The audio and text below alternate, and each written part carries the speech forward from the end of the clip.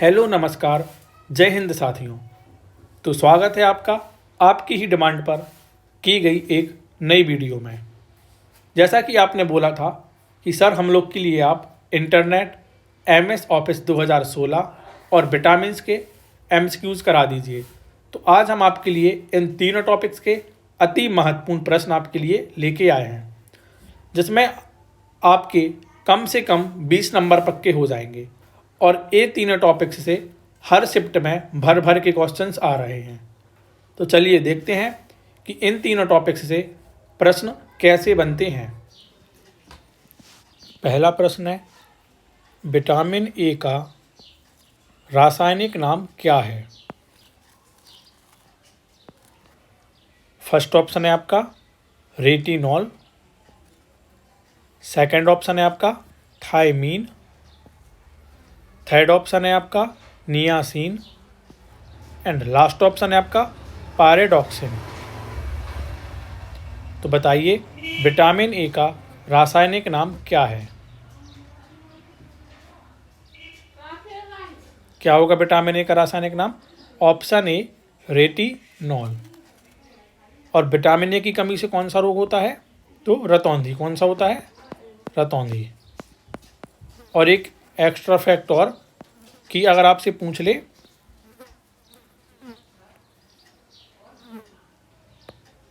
कि आम में कौन सा विटामिन पाया जाता है, किसमें? आम में। तो आम में कौन सा होता है? Vitamin A. पपीता में विटामिन ए। तो आपको ए एक्स्ट्रा फैक्ट भी याद रखने हैं। अगला प्रश्न है, विटामिन B2 का रासायनिक नाम क्या है? पहला ऑप्शन है राइबोफ्लेविन, दूसरा ऑप्शन है थायमीन, तीसरा ऑप्शन है नियासिन एंड लास्ट ऑप्शन है बायोटीन। तो बताइए विटामिन B2 का रासायनिक नाम क्या है?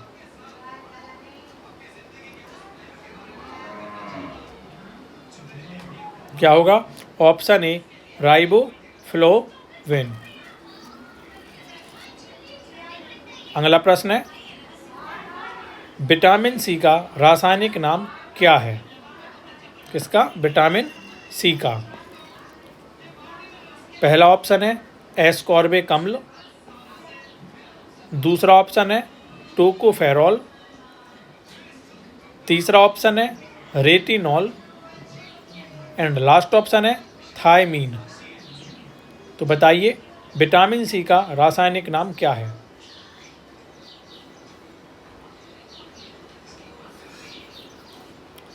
क्या होगा? ऑप्शन ए एस्कॉर्बिक अम्ल।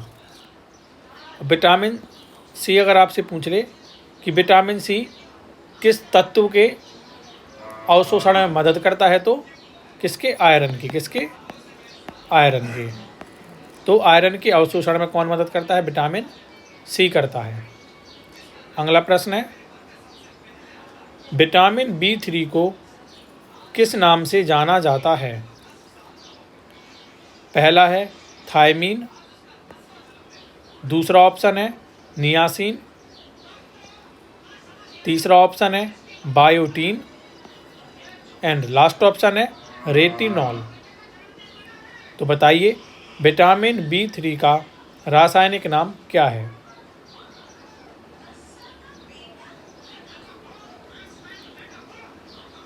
क्या है विटामिन B3 का रासायनिक नाम? Option B niacin. और विटामिन B3 की कमी से कौन सा रोग होता है? पेलेग्रा। कौन सा? पेलेग्रा। तो आपको ये भी याद रखना है। अगला प्रश्न है, विटामिन H का दूसरा नाम क्या है? किसका? विटामिन H का। पहला है राइबोफ्लोविन, दूसरा है थायमीन, तीसरा ऑप्शन है बायोटीन एंड लास्ट ऑप्शन है फॉलिक एसिड। तो बताइए विटामिन H का दूसरा नाम क्या है? क्या होगा? Option C biotin. इसको विटामिन B7 भी बोलते हैं। क्या बोलते हैं? Vitamin B7। अगला प्रश्न है, विटामिन के की कमी से क्या समस्या उत्पन्न होती है? पहला ऑप्शन है बाल झड़ना, दूसरा ऑप्शन है हड्डियों की कमजोरी, तीसरा ऑप्शन है रक्त का थक्का ना जमना, एंड लास्ट ऑप्शन है त्वचा पर चकत्ते। तो बताइए कि विटामिन के की कमी से क्या समस्या उत्पन्न होती है? क्या समस्या उत्पन्न होगी? ऑप्शन सी, रक्त का थक्का ना जमना। अगर बाल झड़ने का आ जाएगा तो क्या आएगा इसका सही आंसर? Vitamin B7। अगर हड्डियों की कमजोरी पूछेगा तो क्या आएगा? Vitamin D। तो आपको ए फैक्ट भी याद रखना है। अगला प्रश्न है, विटामिन D की कमी से बच्चों में कौन सा रोग होता है? किसमें? बच्चों में। पहला है ऑप्शन रिकेट्स, दूसरा ऑप्शन है स्कर्वी, तीसरा ऑप्शन है beriberi, and last option है एनीमिया। तो बताइए विटामिन D की कमी से बच्चों में कौन सा रोग होता है?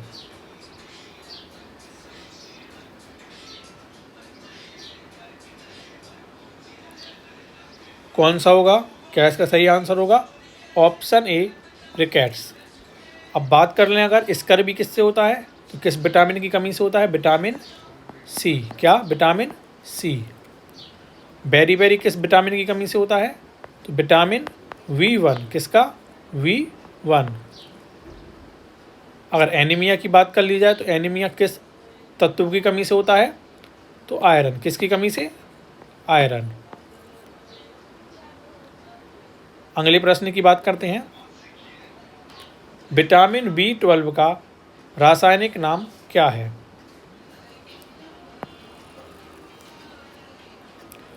पहला ऑप्शन है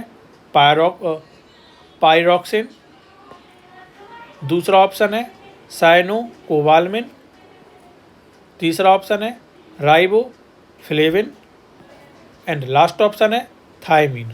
तो बताइए क्या इसका सही आंसर होगा? विटामिन B12 का रासायनिक नाम। क्या सही आंसर है? Option B, cyanocobalamin. अगर आपसे पूछ ले कि किस विटामिन B12 में किस तत्व की प्रधानता होती है तो किस तत्व की प्रधानता होती है? कोबाल्ट की। किसकी? कोबाल्ट की। अगला प्रश्न है, विटामिन E मुख्यतः किस प्रकार के खाद्य पदार्थों में पाया जाता है? पहला है खट्टे फल, दूसरा ऑप्शन है हरी पत्तेदार सब्जियां, तीसरा ऑप्शन है तेल और बीज, एंड लास्ट ऑप्शन है दूध और अंडा। तो बताइए विटामिन E मुख्यतः किस प्रकार के खाद्य पदार्थों में पाया जाता है? तो क्या इसका सही आंसर होगा? ऑप्शन सी, तेल और बीज। अगला प्रश्न है,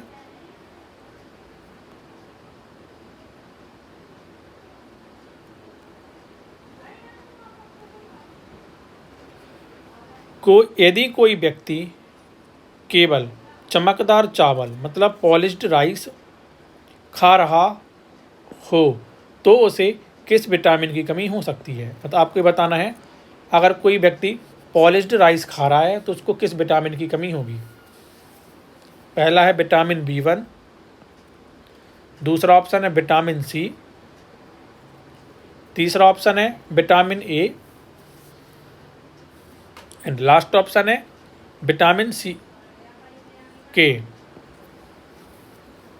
तो बताइए चमकदार चावल खाने से किस विटामिन की कमी होगी? तो ऑप्शन ए, विटामिन B1। अगला प्रश्न है, गर्भवती महिला में प्रोटीन की दैनिक आवश्यकता लगभग कितनी होती है? पहला है ऑप्शन 40 ग्राम, दूसरा ऑप्शन है 60 ग्राम, तीसरा ऑप्शन है 80 ग्राम एंड लास्ट ऑप्शन है 100 ग्राम। तो बताइए प्रेग्नेंट वुमेन के लिए पर डे कितने प्रोटीन की आवश्यकता होती है?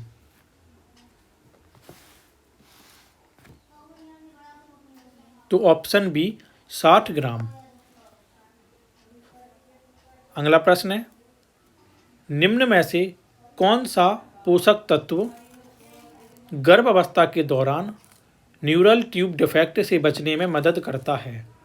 ये मैंने आपको कई बार क्वेश्चन कराया है और ये बहुत महत्वपूर्ण क्वेश्चन है। पहला ऑप्शन है कैल्शियम, दूसरा ऑप्शन है विटामिन ए, तीसरा ऑप्शन है folic acid and last option है विटामिन सी। तो आपको बताना है कि न्यूरल ट्यूब डिफेक्ट किस विटामिन की कमी से होता है। तो ऑप्शन सी विटामिन B9 या फॉलिक एसिड। अगला प्रश्न है, गर्भ अवस्था में निम्न में से कौन सा विटामिन अधिक मात्रा में लेने पर भ्रूण को नुकसान पहुंच सकता है? पहला ऑप्शन है विटामिन डी,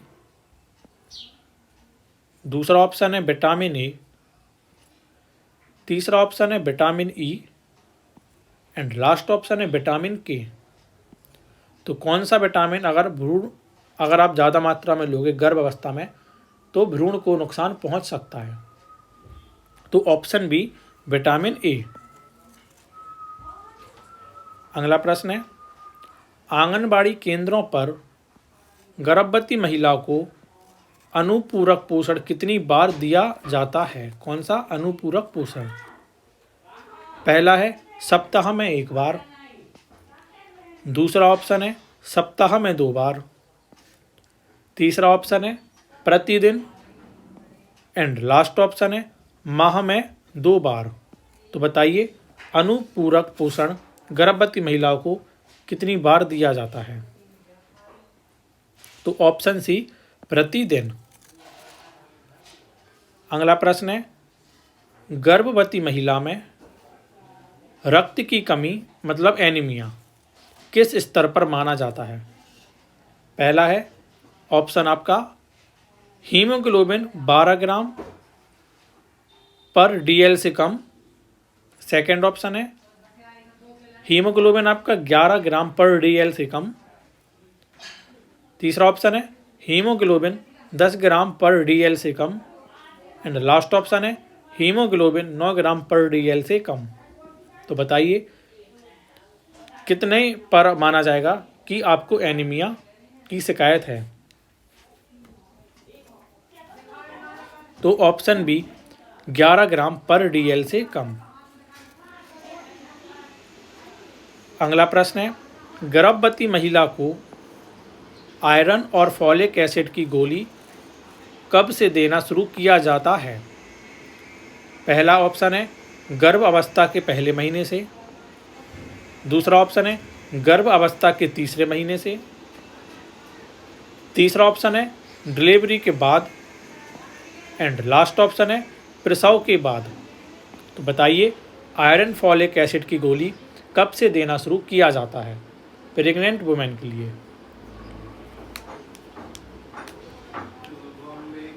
तो कब से दिया जाना शुरू होता है? ऑप्शन बी गर्भ अवस्था के तीसरे महीने से, मतलब आपकी पहली तिमाही में ही गोलियां देना स्टार्ट हो जाता है। अगला प्रश्न है, एमएस एक्सेल में सेल के अंदर नई लाइन शुरू करने के लिए कौन सी कुंजी प्रयोग होती है? पहला ऑप्शन है अल्ट प्लस इंटर, दूसरा ऑप्शन है कंट्रोल प्लस इंटर, तीसरा ऑप्शन है shift plus inter and last option है ओनली इंटर। तो बताइए अगर आपको एमएस एक्सेल में सेल के अंदर एक नई लाइन को शुरू करना है तो आप कौन सी शॉर्टकट की का उपयोग करोगे? बताइए। तो option A alt plus enter. अगला प्रश्न है, MS एक्सेल में वर्ब टेक्स्ट का उपयोग किस लिए होता है? पहला, टेक्स्ट को हाईलाइट करने के लिए। दूसरा ऑप्शन है टेक्स्ट को ऑटोमेटिक कट करने के लिए। तीसरा ऑप्शन है टेक्स्ट को सेल के भीतर फिट करने के लिए। एंड लास्ट ऑप्शन है टेक्स्ट को दूसरे कॉलम में भेजने के लिए। तो बताइए सही आंसर क्या होगा? तो ऑप्शन सी, टेक्स्ट को सेल के भीतर फिट करने के लिए। अगला प्रश्न है, पावर पॉइंट में,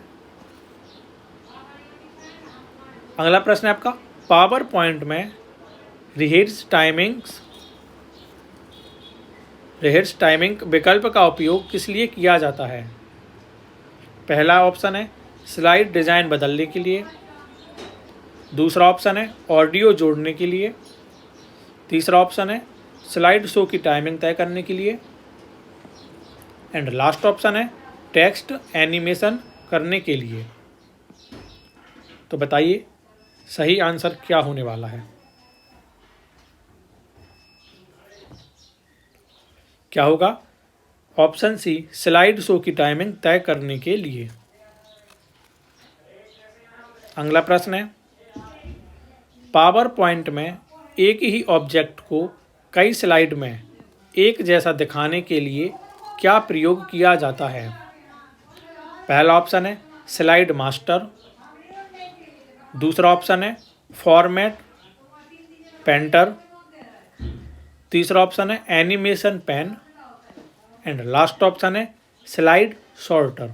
तो बताइए अगर आपको एक ही ऑब्जेक्ट को कई स्लाइड में एक जैसा दिखाना है तो आप किस चीज़ का प्रयोग करोगे? तो किसका करोगे? ऑप्शन ए, स्लाइड मास्टर का। अगला प्रश्न है, पावर पॉइंट में स्लाइड सॉर्टर व्यू का उपयोग क्यों किया जाता है? मतलब आपको ये बताना है कि पावर पॉइंट में जो स्लाइडर सॉर्टर व्यू होता है उसका उपयोग क्यों किया जाता है। पहला ऑप्शन है स्लाइड की स्थिति बदलने और व्यवस्थित करने के लिए। दूसरा ऑप्शन है स्लाइड शो शुरू करने के लिए। तीसरा ऑप्शन है स्लाइड पर कमेंट जोड़ने के लिए। एंड लास्ट ऑप्शन है स्लाइड्स को प्रिंट करने के लिए। तो बताइए स्लाइडर सॉर्टर व्यू का उपयोग क्यों किया जाता है? तो क्या सही आंसर होगा? ऑप्शन ए, स्लाइड की स्थिति बदलने और व्यवस्थित करने के लिए। अगला प्रश्न है, MS वर्ड में किसी दस्तावेज में पेज नंबर जोड़ने का विकल्प, क्या पेज नंबर जोड़ने का विकल्प किस टैब में होता है? पहला ऑप्शन है फाइल। दूसरा ऑप्शन है इंसर्ट। तीसरा ऑप्शन है लेआउट। एंड लास्ट ऑप्शन है डिज़ाइन। तो बताइए अगर आपको पेज नंबर ऐड करना है तो आप किस टैब में जाओगे? किस में जाओगे? ऑप्शन बी, इंसर्ट में। किस में? इंसर्ट में। अगला प्रश्न है, MS वर्ड में टेबल इंसर्ट करने की शॉर्ट कुंजी, क्या टेबल इंसर्ट मतलब अगर आपको टेबल को बनाना है MS वर्ड में तो आप कौन सी शॉर्ट कुंजी का उपयोग करोगे? पहला ऑप्शन है Alt+T। दूसरा ऑप्शन है Ctrl+Shift+T। तीसरा ऑप्शन है Alt+N या Alt+T। एंड लास्ट ऑप्शन है Ctrl+T। तो बताइए अगर आपको टेबल इंसर्ट करना है तो आप किस कुंजी का उपयोग करोगे? तो ऑप्शन सी, Alt+N या Alt+T। अगला प्रश्न है, MS वर्ड में फुटनोट जोड़ने का उपयोग किस लिए किया जाता है? पहला ऑप्शन है हेडिंग बनाने के लिए। दूसरा ऑप्शन है पेज नंबर डालने के लिए। तीसरा ऑप्शन है एक्स्ट्रा जानकारी नीचे देने के लिए। एंड लास्ट ऑप्शन है टेबल बनाने के लिए। तो बताइए अगर आपको फुटनोट ऐड करना है तो आप फुटनोट का उपयोग किस लिए किया जाता है, आपको ये बताना है। तो क्यों होता है? ऑप्शन सी, एक्स्ट्रा जानकारी नीचे देने के लिए। अगला प्रश्न है, एमएस वर्ड में कर्सर के बाद वाले शब्द को हटाने के लिए कौन सी कुंजी प्रयुक्त होती है? मतलब आपको कर्सर के बाद के, जैसे आपका कर्सर सपोज यहाँ पे है और आपको इस साइड के पूरे वर्ड को रिमूव करना है, तो आप कैसे रिमूव करोगे? ये आपको इस साइड की करना है तो आप कैसे करोगे, है ना? तो पहला ऑप्शन है बैक स्पेस, दूसरा ऑप्शन है डिलीट, तीसरा ऑप्शन है control plus D and last option है शिफ्ट प्लस डिलीट। तो बताइए कौन सी कुंजी का उपयोग करोगे आप? Option B, delete. अगला प्रश्न है, एमएस वर्ड में डिफ़ॉल्ट फाइल टाइप क्या होता है? इसको आप स्टार लगा लीजिए। पहला ऑप्शन है डॉट टेक्स्ट, सेकंड ऑप्शन है डॉट पीडीएफ, थर्ड ऑप्शन है डॉट डॉक्स एंड लास्ट है डॉट एक्सएलएक्स। तो क्या सही आंसर होगा एमएस वर्ड में डिफ़ॉल्ट फाइल टाइप का?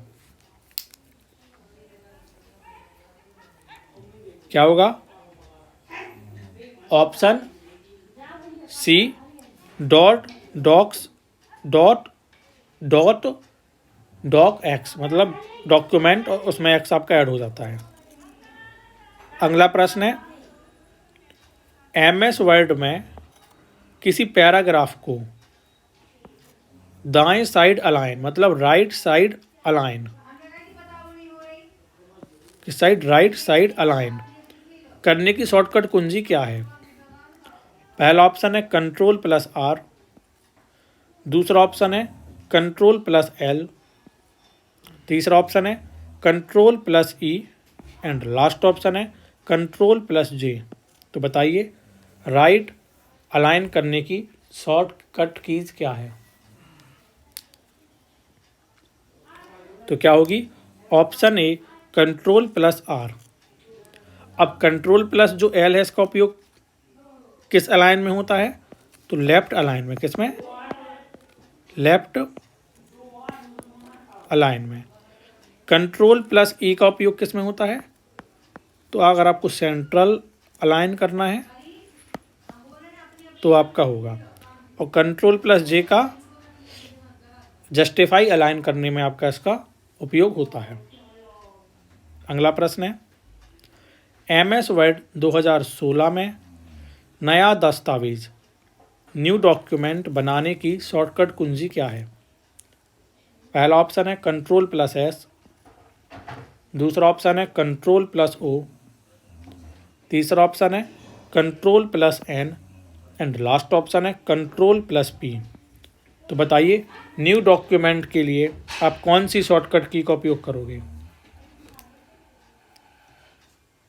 तो option C control plus N. अगला प्रश्न है,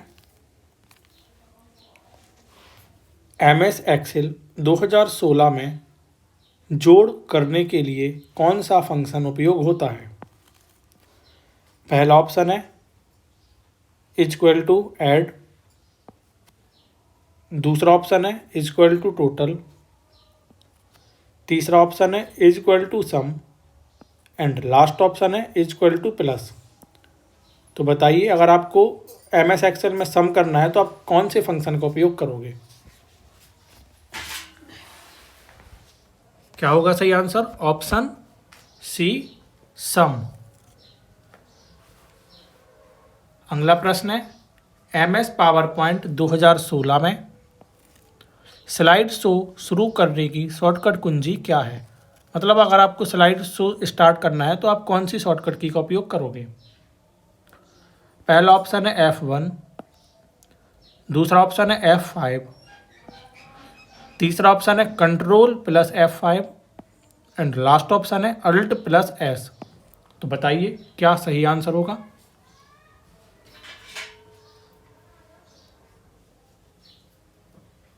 ऑप्शन बी F5। अगला प्रश्न है MS वर्ड 2016 में किसी शब्द को मोटा मतलब बोल्ड करने के लिए कौन सी शॉर्टकट कुंजी का उपयोग होता है? पहला ऑप्शन है Ctrl+I, दूसरा ऑप्शन है Ctrl+V, तीसरा ऑप्शन है Ctrl+U एंड लास्ट ऑप्शन है Ctrl+M।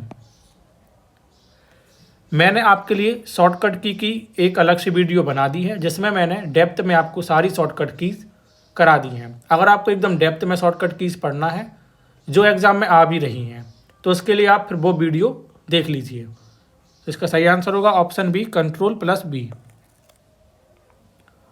अगला प्रश्न है MS एक्सेल 2016 में कॉलम और रो की इंटरसेक्शन को क्या कहते हैं? पहला ऑप्शन है टेबल, दूसरा ऑप्शन है बॉक्स, तीसरा ऑप्शन है सेल एंड लास्ट ऑप्शन है पॉइंट। तो बताइए क्या बोलते हैं? तो ऑप्शन सी सेल, मतलब अगर आपका कॉलम ए है, सपोज आपके कॉलम और आपके रो के जो बीच का जो ये बनेगा ये आपका क्या कहलाता है? सेल। क्या कहलाता है आपका? सेल। अगला प्रश्न है MS पावर पॉइंट में स्लाइड मास्टर का उपयोग किस लिए किया जाता है? किसका? Slide master. पहला ऑप्शन है ग्राफ बनाने के लिए, दूसरा ऑप्शन है सभी स्लाइड्स में एक जैसा डिज़ाइन लागू करने के लिए, तीसरा ऑप्शन है स्लाइड डिलीट करने के लिए एंड लास्ट ऑप्शन है ऑडियो जोड़ने के लिए। तो बताइए स्लाइड मास्टर का उपयोग किस लिए किया जाता है? क्या होगा? ऑप्शन बी सभी स्लाइड में एक जैसी डिज़ाइन लागू करने के लिए। अगला प्रश्न है MS एक्सेल 2016 में फॉर्मूला कहाँ लिखा जाता है?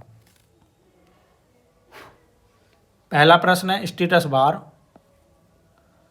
दूसरा प्रश्न है फॉर्मूला बार, तीसरा ऑप्शन है title bar and last option है टूल बार। तो बताइए फॉर्मूला को कहाँ लिखा जाएगा? तो ऑप्शन बी फॉर्मूला बार। अगला प्रश्न है MS एक्सेल में एक वर्कबुक में अधिकतम कितनी सीट्स हो सकती हैं?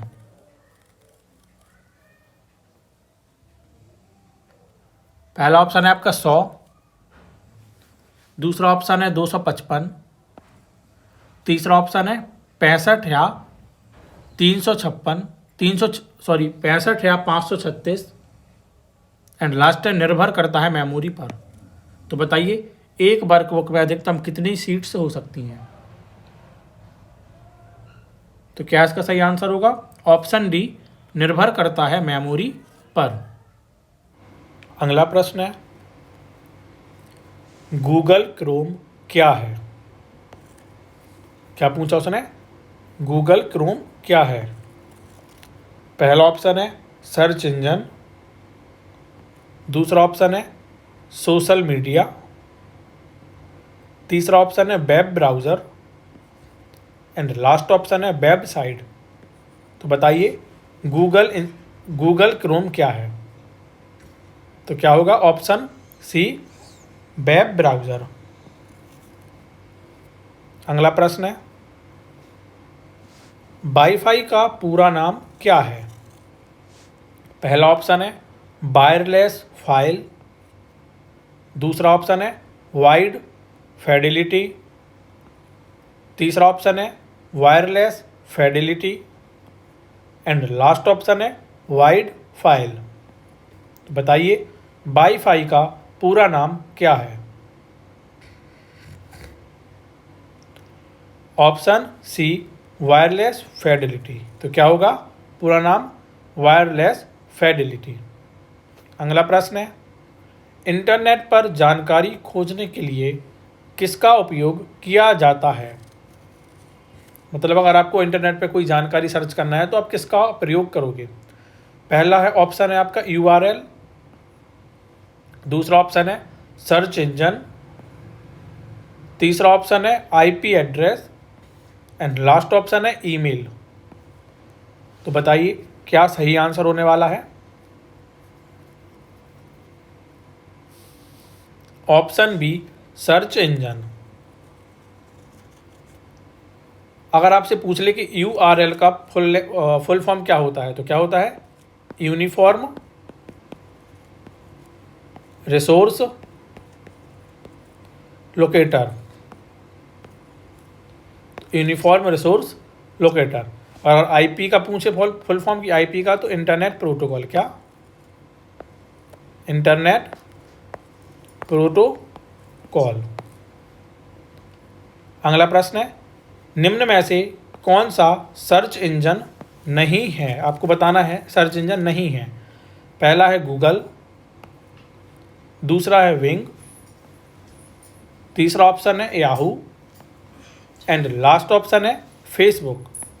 तो बताइए कौन सा इसमें से सर्च इंजन नहीं है? तो क्या इसका आंसर होगा? Option D Facebook. अगला प्रश्न है DNS का पूरा नाम क्या है? पहला ऑप्शन है डिजिटल नेटवर्क सिस्टम, दूसरा ऑप्शन है डोमेन नेम सिस्टम, तीसरा ऑप्शन है data network server and last option है डायरेक्ट नेट सर्विस। तो आपको बताना है DNS का पूरा नाम क्या है? क्या होगा? Option B domain name system. अगला प्रश्न है WWW का पूरा नाम क्या है? पहला प्रश्न है वर्ल्ड वाइड वेब, दूसरा ऑप्शन है वाइड वर्ल्ड वेब, तीसरा ऑप्शन है web world wide and last option है वेब वाइड वर्ल्ड। तो WWW का पूरा नाम क्या होगा? Option a world wide web. अगला प्रश्न है वेब पेज को देखने के लिए किसकी आवश्यकता होती है? अगर आपको वेब पेज को देखना है तो आपको किस चीज़ की नीड होगी? पहला ऑप्शन है ऑपरेटिंग सिस्टम, दूसरा ऑप्शन है वेब ब्राउज़र, तीसरा ऑप्शन है कंपाइलर एंड लास्ट ऑप्शन है ईमेल ID। तो बताइए क्या सही आंसर होगा? क्या चाहिए आपको? Option B web browser. अगला प्रश्न है ISP का कार्य क्या है? किसका? ISP का।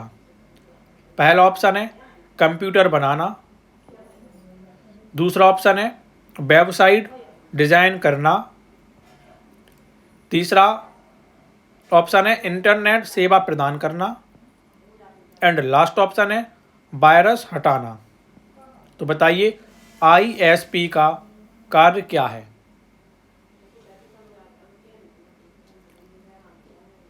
तो क्या है इसका कार्य? ऑप्शन सी इंटरनेट सेवा प्रदान करना।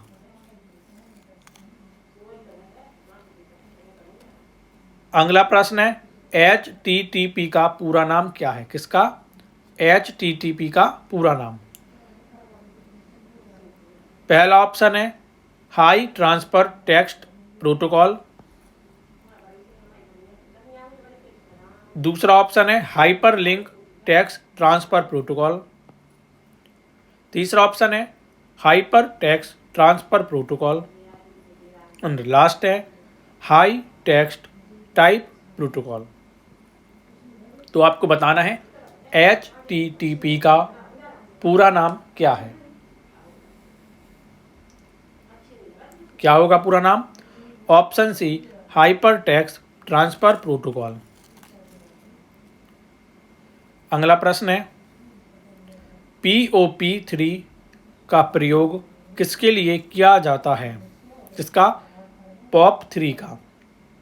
पहला ऑप्शन है वेबसाइट खोलने के लिए, दूसरा ऑप्शन है फाइल ट्रांसफ़र करने के लिए, तीसरा ऑप्शन है ईमेल रिसीव करने के लिए एंड लास्ट ऑप्शन है वीडियो कॉल करने के लिए। तो बताइए POP3 का प्रयोग किसके लिए किया जाता है? ऑप्शन सी ईमेल रिसीव करने के लिए। अगला प्रश्न है स्पैम ईमेल का अर्थ क्या है? किसका? Spam email. मतलब आपको बताना है कि स्पैम ईमेल होता क्या है। पहला है महत्वपूर्ण ईमेल, दूसरा ऑप्शन है प्रमोशनल या अवांछित ईमेल, तीसरा ऑप्शन है पासवर्ड वाली ईमेल एंड लास्ट ऑप्शन है सुरक्षित ईमेल। तो स्पैम ईमेल का क्या अर्थ होगा? तो ऑप्शन बी प्रमोशनल या अवांछित ईमेल। क्या? प्रमोशनल या अवांछित ईमेल। अगला प्रश्न है वेबसाइट के एड्रेस को क्या कहा जाता है? पहला ऑप्शन है IP, दूसरा है DNS, तीसरा ऑप्शन है URL एंड लास्ट है HTML। तो आपको बताना है वेबसाइट के एड्रेस को क्या कहा जाता है। तो सही आंसर होगा option C URL। Full form में आपको बता चुका हूँ, यूनिफॉर्म रिसोर्स लोकेटर। DNS का डोमेन नेम सिस्टम, IP का इंटरनेट प्रोटोकॉल एंड लास्ट इसमें लिखा है HTML, तो इसका होता है हाइपर टेक्स्ट मार्कअप लैंग्वेज। तो आपको ये सारे फुल फॉर्म भी याद रखने हैं। अगला प्रश्न है इंटरनेट का जनक किसे माना जाता है? पहला ऑप्शन है चार्ल्स बेबेज, दूसरा ऑप्शन है बिल गेट्स, तीसरा ऑप्शन है Tim Berners Lee and last option है विंट सर्फ। तो बताइए इंटरनेट का जनक किसे माना जाता है? किसे माना जाता है? Option D Vint Cerf. अगला प्रश्न है वेबसाइट और वेब पेज में क्या अंतर है? मतलब आपको वेबसाइट और वेब पेज में अंतर बताना है। पहला ऑप्शन है दोनों समान है, दूसरा ऑप्शन है वेबसाइट कई वेब पेज से मिलकर बनती है, तीसरा है वेब पेज में वेबसाइट होती है एंड लास्ट ऑप्शन है वेबसाइट का उपयोग नहीं होता। तो बताना है अंतर क्या है। क्या अंतर होगा? ऑप्शन बी वेबसाइट कई वेब पेज से मिलकर बनती है।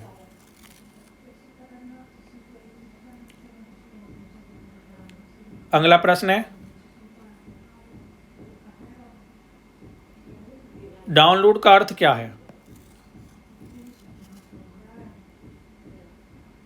पहला ऑप्शन है फाइल को इंटरनेट पर भेजना,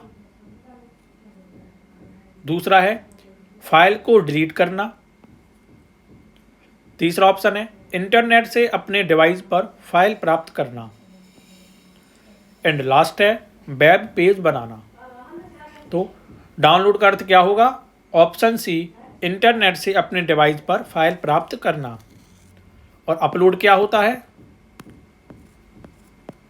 तो अपलोड होता है अपने डिवाइस से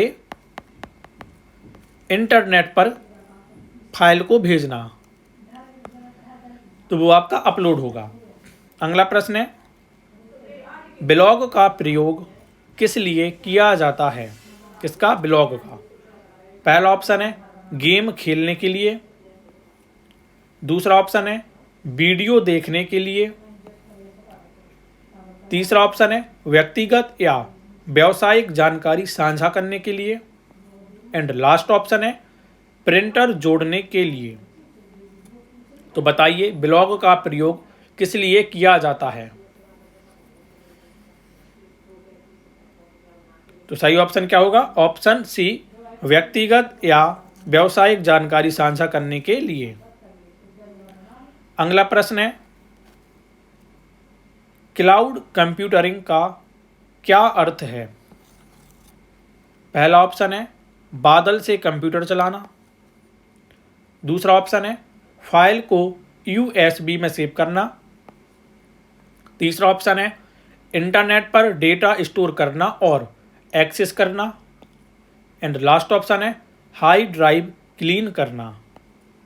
हार्ड ड्राइव क्लीन करना। तो बताइए क्लाउड कंप्यूटिंग का अर्थ क्या है?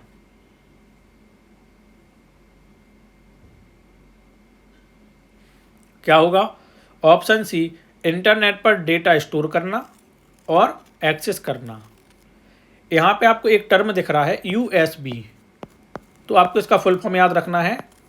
फुल फॉर्म है यूनिवर्सल सीरियल बस।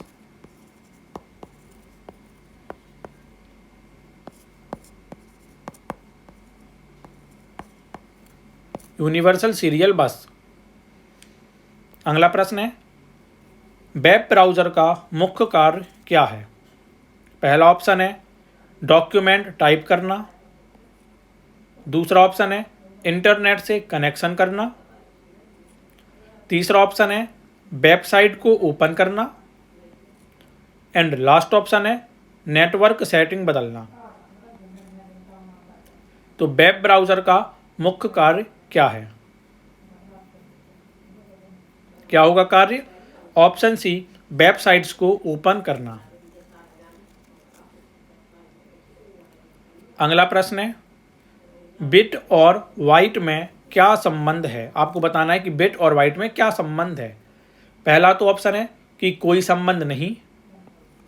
दूसरा ऑप्शन है 1 byte is equal to 4 bits. Second option है 1 byte is equal to 8 bits.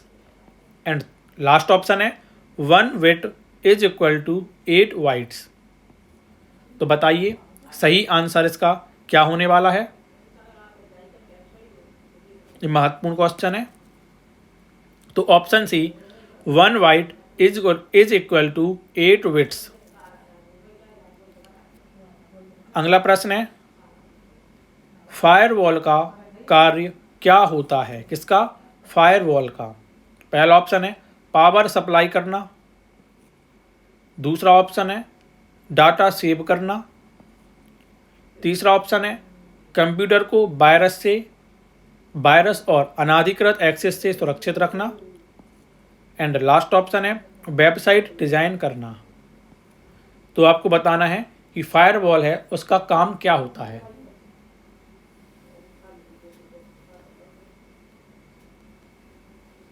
क्या होगा?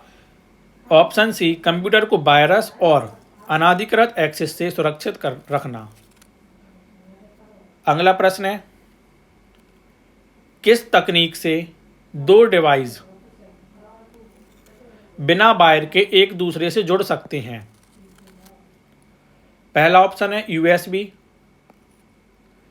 दूसरा ऑप्शन है लैन। तीसरा ऑप्शन है ब्लूटूथ।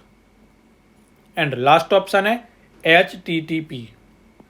तो बताइए अगर आपको 2 लोगों को जोड़ना है बिना वायर के तो आप कैसे जोड़ोगे? तो कैसे जोड़ोगे आप? Option C, Bluetooth. अब इसमें एक नया टर्म आया है LAN। तो इसका फुल फॉर्म होता है लोकल एरिया नेटवर्क। ऐसे ही पैन होता है तो आपको P का बस याद रखना है। इसका होता है पर्सनल एरिया नेटवर्क। एक होता है आपका वैन, तो वाइड एरिया नेटवर्क, है ना। तो आपको ये फुल फॉर्म भी याद रखनी है क्योंकि एग्जाम में SSL का फुल फॉर्म आ चुका है जिसका फुल फॉर्म होता है सिक्योर सॉकेट लेयर। अगला प्रश्न है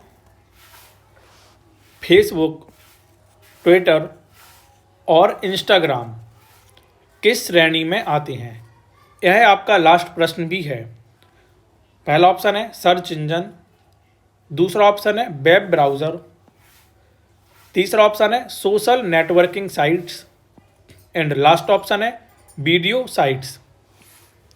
तो आपको बताना है कि यह तीनों चीज़ें किस श्रेणी में आती हैं। तो option C social networking site. तो इसी के साथ हमारा जो ये 3 टॉपिक थे इनका वीडियो समाप्त हुआ। अब हम मिलते हैं फिर से एक नए मज़ेदार वीडियो में। जब तक के लिए जय हिंद, धन्यवाद।